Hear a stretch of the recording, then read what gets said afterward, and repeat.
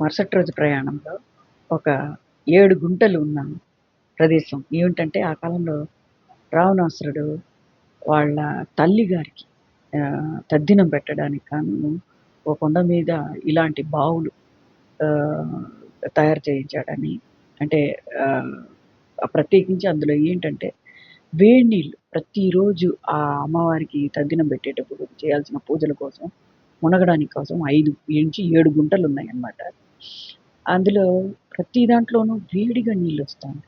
మేమందరం అందులో అంటే ఆడవాళ్ళు, మగవాళ్ళు అందరూ కూడా కలిసి చేయొచ్చు. ఆహ్, వెళ్ళి మునిగి ఒక్కొక్క గుంటలో నుంచి నీళ్లు తీసి పోసుకుంటుంటే, అక్కడ మంచి అంటే చల్లగాను లేదు అట్లా అని చెప్పి, వేడిగాను లేదు. బట్ వెచ్చగా చాలా బాగుంది. అసలు ఆశ్చర్యంగా ఉంది. ఆ గుంటల్లో మట్టుకే అలా ఉంది.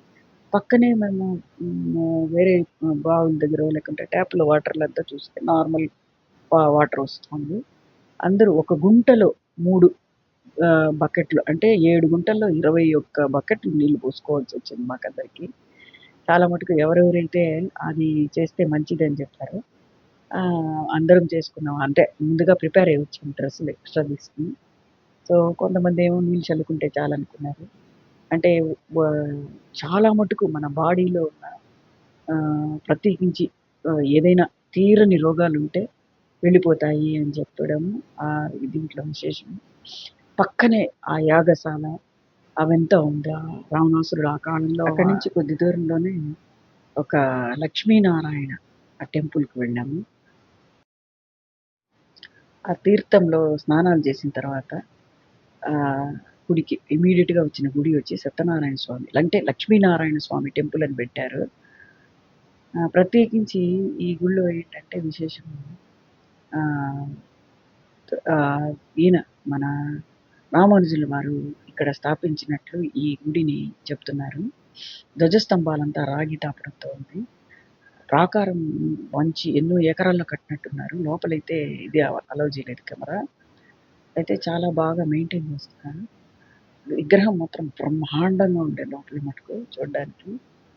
ప్రత్యేకించి దర్శనం 5కి అన్నారని చెప్పి మేమందరం ఇలా తిరిగి తిరిగి ఇవన్నీ చూస్తున్నాం. ధ్వజ స్తంభాలు గానియండి. ఈ పర్టిక్యులర్‌గా ఈ ఈయన గారు మన రామానుజం గారు ఇక్కడ ఇది స్థాపించారని చెప్పి చెప్తున్నారు. ఈ సాయంకాలం 5కి కాబట్టి వాతావరణం గూడా చల్లగా అంత ఇదిగా ఉంది. ఆహ్లాదకరంగా. ఇక్కడ ప్రత్యేకంగా శ్రీలంకలో ఎక్కడ జైనా గుళ్ళల్లో గంటలకు మటుకు చాలా అసలు గుడి గోపురం కన్నా ఎత్తుగా కట్టడం గంటలు కొట్టడానికి మటుకే ఇలాంటి ప్రాకారాలు కడుతున్నారు. గుడి గంటలకి. ఈ ఊర్లో ప్రత్యేకత. చాలా బ్రహ్మాండంగా దర్శనమైంది కూడా. స్వామివారి దర్శనం గజలక్ష్మితోటి. చాలా బావుంది లోపల. మంచిగా దర్శనం చేసుకున్నాం. ఆ రోజు ఈవినింగ్‌కి శ్రీలంకలో.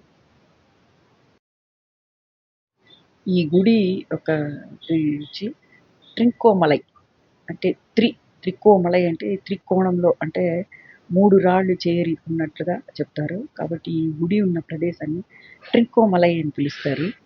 ఆ గుడిలో సాయంకాలం సత్యనారాయణ స్వామి, లక్ష్మీనారాయణ స్వామి అని టెంపుల్ పెట్టారు గానీ లోపల సత్యనారాయణ స్వామి విగ్రహం చాలా బ్రహ్మాండంగా ఉంది చూడ్డానికి.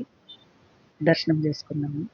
ఆ తీర్థాల్లో మునిగి వచ్చాక ఇక్కడ సత్యనారాయణ వ్రతం చేసుకున్నాక పుణ్యం వచ్చింది మాకనిపించింది. ఆ దర్శన భాగ్యం, మహాభాగ్యం. Thanks for watching. ఇంకా చాలా గుళ్ళు ఇలాంటివి చూసాము. చిన్న చిన్న గుళ్ళు. ప్రత్యేకించి తర్వాత వీడియోలో నేను చెప్తాను మీకు. అక్కడైతే చక్ర తాళ్వార్ అంటే చక్రం తెలుసు కదా మీకు.